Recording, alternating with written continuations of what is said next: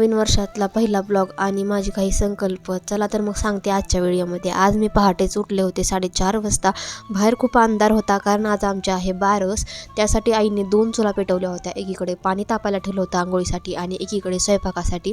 मग बाहेर तर कोण नव्हतं, सडा वगैरे टाकून झाला होता. ब्रश वगैरे केला आणि आंघोळ करून मस्त दारासमोर छोटूसा मोर काढला.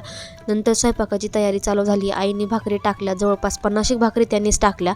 नंतर मग इकडं मी आमटीला मस्त छान अशी फोडणी दिली. तर आजच्या आमटीचं श्रेय मलाच जातं. खूप छान आमटी झाली होती. मग नंतर आजीबाई म्हटल्या आमच्या आईंना, तू उठ मी करते. म्हणून त्यांनी थोड्याफार भाकरी टाकल्या. ह्या दुसऱ्या आजीबाई लिंबून कांदा चिरून देत होत्या. 9 वाजता तर सगळी पंगत बसली आणि पंक्तीवर पंक्ती उठत गेल्या. जवळपास 100 ते 150 माणसं जेवून गेले. बायकाही तेवढ्याच आणि पुरुषही तेवढेच. म्हटलं आईंना मी वरचे सगळे कामं आवरून घेते. कपडे वगैरे धुतले आणि अशा लोकांपासून नेहमी दूर राहा, कारण इतिहास साक्ष आहे, धोका देणारे आपल्या जवळचेच असतात.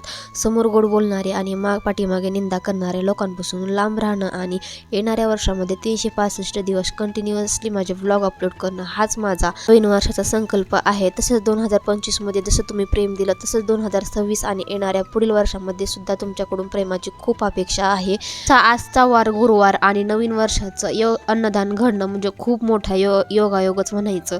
नंतर सगळी कामं आवरून घेतली, भांडे घासून घेतले, घरं झाडून पुसून घेतली, अंगण वगैरे सगळं साफ केलं आणि फ्रेश होऊन मस्त 2 घोट चहाचे घेतले. तसा तुमचा संकल्प काय नक्की सांगा.